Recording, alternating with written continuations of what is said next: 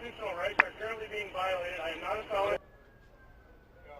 This is audio there from an incident in Grand Rapids more than 2 years ago when police stopped a man named Johann Deffert. Now, he was walking down the street with a gun strapped to his pant leg, which of course in Michigan is legal. But nervous neighbors called police, who then responded to the situation. You saw what happened when they arrived.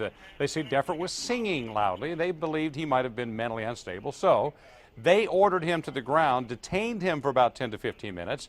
Then they eventually let him go when they learned he was legally possessing that gun. Now, he sued the city over this, claiming that this violated his constitutional rights.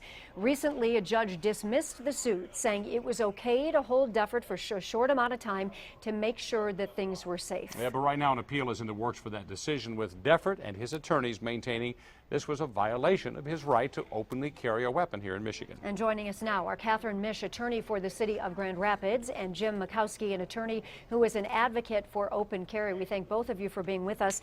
Catherine, let's start with you here. Help us sort out kind of what the judge said. Our understanding is that basically it was okay for the police to stop this guy just to be sure there wasn't a danger to community because it was a short amount of time. Is that correct? Well, there were many more facts involved in it. This case was very fact-specific, and it was an accumulation of a number of different facts that the police officer observed when he approached Mr. Deffert. But the judge did dismiss the lawsuit in its entirety. So is there any point where you think that would be unreasonable then for police to stop, just to make sure that the people around are safe? Is that an unreasonable request for people to assume? Well, this case does not stand for the proposition that a police officer may stop and detain any individual who is simply walking down the sidewalk lawfully carrying a firearm in a holster in an open carry manner. That's not what this case stands for. This case was much more fact specific given what Mr. Deffert was doing on the day in question. Because there were people thinking that there could have been some mental problems there because of his behavior, is what you're saying. It was his behavior, the singing, his attire, the type of holster that he had, how he was carrying the weapon, the fact that he was across the street from a church on a Sunday that was in service. All of those factors came in together. All right, Jim, we spoke to Johann's attorney. He said there should not have been a stop at all. Now, do you agree with what he's saying? I absolutely agree with that. If the police were really concerned that there was an issue there, that he had mental instability, they had every right to approach him and to engage him in a conversation. But to come out with guns drawn, ordering him on the sidewalk, and to handcuff him when he was doing a perfectly legal activity is absolutely unacceptable. Well, the guy's got a gun, and at the time they approach him, Jim, they don't know if he's stable or not, so how are they supposed to approach him? They can walk up to him. They can, if he goes for his gun, they can absolutely draw and use whatever force is necessary. But he was just walking down the sidewalk, and they came out with guns drawn, pointed at him. In this day and age, when police are questioning police and their activities in shooting people, I think when someone is not breaking the law and you point a loaded gun at them, I think that's a threat. The police escalated the situation. They created a threat. There was no reason for their actions. They overreacted. Engage him in a consensual conversation, sure. Talk to him, sure. Ask him his name, ask him his business, that's fine. But to come out with guns drawn, ordering him onto the ground, handcuffing him, hands behind his back, and to detain him, they clearly violated the law. Judge Neff issued a 27-page opinion that, in essence, boils down to the fact that I don't like guns. And I think no matter what the law is, I don't think guns should be allowed to be carried. That's really what her opinion says, and it's going to be appealed. I'm sorry, I completely disagree. Judge Neff said nothing of the kind. Judge Neff used well-established Sixth Circuit case law. This opinion does not blaze any new trail with regard to the law in this district or this circuit regarding firearms or police conduct.